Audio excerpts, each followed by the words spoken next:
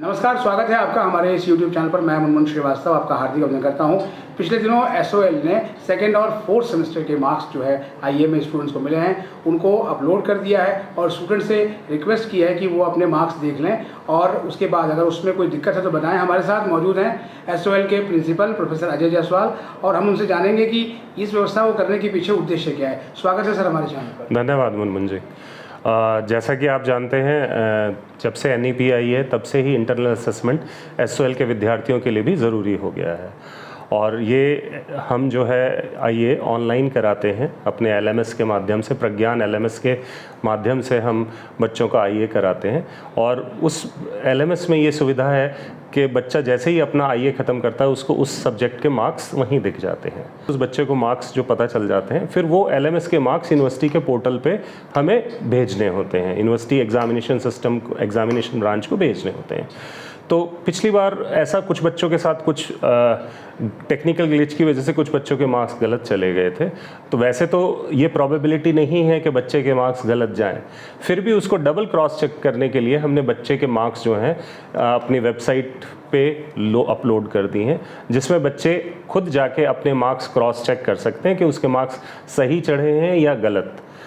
तो सिर्फ इस सुविधा के इस एक पॉसिबिलिटी ऑफ एरर्स को रिड्यूस करने के लिए हमने ये अपनाया है। बाकी इसमें कोई दिक्कत नहीं है, बच्चा सिर्फ अपना रोल नंबर डालेगा और एक और फील्ड है उसमें वो डालेगा और उसको बच्चे के मार्क्स पता चल जाएंगे और अगर सही है तो कोई दिक्कत नहीं है। और मैं आपके माध्यम से बताना चाहता हूँ, गलती के चांसेस बहुत कम है। ऐसा नहीं है कि गलती होगी, लेकिन फिर भी क्रॉस चेक करने में कोई बुराई नहीं है। हमारा जो है IE जो है और अच्छे तरीके से जो है मेथड जो है हम मार्क्स जो है एग्जामिनेशन ब्रांच को भेज पाएंगे। मान लीजिए सर जो है वो एरर की गुंजाइश तो बहुत कम है क्योंकि बच्चों ने अपना स्कोर पहले देख रखा है। मान लीजिए किसी के बच्चे का एरर आता है ऐसा, तो फिर कैसे रिपोर्ट करेगा SOL को? उसी वेबसाइट पे ही उसको रिपोर्ट करने का मेथड है। उसमें जो है बच्चा वहाँ जाके अपने उसी लिंक के थ्रू बच्चा रिपोर्ट कर सकता है। उसकी डिटेल्स हमारे पास आ जाएंगी बच्चे की, और फिर अगर उसमें जो भी एरर है हम अपने सिस्टम से क्रॉस चेक करके उसको अपडेट कर देंगे या बच्चे को बता देंगे कि भाई यही तुम्हारा IE है, इसमें कोई गलती नहीं है। तो इस सर जो है वो अपडेट के लिए स्टूडेंट से कोई चार्ज तो नहीं लिया जाएगा? नहीं, इस फैसिलिटी का कोई चार्ज नहीं है। और सर लगभग कितने दिन में ये रेक्टिफाई हो जाएगा अगर ऐसा गलती कोई आती है तो? विदिन 1 या 2 दिन के अंदर ये हम रेक्टिफाई कर देंगे। अभी सर जैसे सेकेंड और फोर्थ सेमेस्टर के एग्ज़ाम्स चल रहे हैं, उनको कराना भी एक बड़ी चुनौती है। ठीक है, बहुत सारे बच्चे एग्ज़ाम दे रहे हैं, लेकिन मान लिया कि सर जो है वो कोई बच्चा एग्जामिनेशन सेंटर पर जो है वो हल्का सा लेट पहुंचता है, तो उसके लिए कोई प्रावधान हो रहा है सर आजकल? क्योंकि गर्मी बहुत है। नहीं, नियम के हिसाब से जो है आधे घंटे तक ही जो है एग्ज़ामिनेशन सेंटर जो है बच्चे को अलाउ करते हैं। और फिर हर एग्ज़ामिनेशन सेंटर पे एक सुपरिटेंडेंट एग्ज़ामिनेशन होते हैं।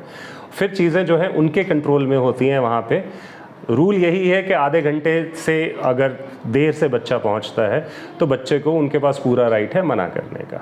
तो बच्चों से अनुरोध है समय से पहुँचें। लेट पहुँचते हैं तो वैसे भी अपना एग्ज़ाम का तो नुकसान करते ही हैं। वो समय एग्ज़ामिनेशन के लिए जो समय निर्धारित है उस समय का तो नुकसान करते ही हैं, और एक समय के बाद जो है उनको सेंटर में घुसने से मना किया जा सकता है। अच्छा, एक सर IE को लेकर बहुत सवाल है स्टूडेंट का कि IE उनका 70 मार्क्स का हो रहा है, तो लेकिन वो किस प्रोपोर्शन में सर वो मार्क्स उनको मिलते हैं, क्योंकि वहाँ जाके मार्क्स चेंज हो जा रहे हैं, तो कोई इसका फॉर्मूला बना रखा है?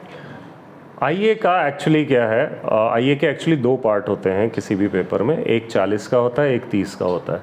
तो 2 जगह कराने की बजाय हम एक साथ करा देते हैं, बाद में उसको 40 और 30 में से डिवाइड कर दिया जाता है, क्योंकि यूनिवर्सिटी को 40 और 30 में से हमें मार्क्स भेजने होते हैं। बहुत बहुत धन्यवाद सर इस अपडेट के लिए।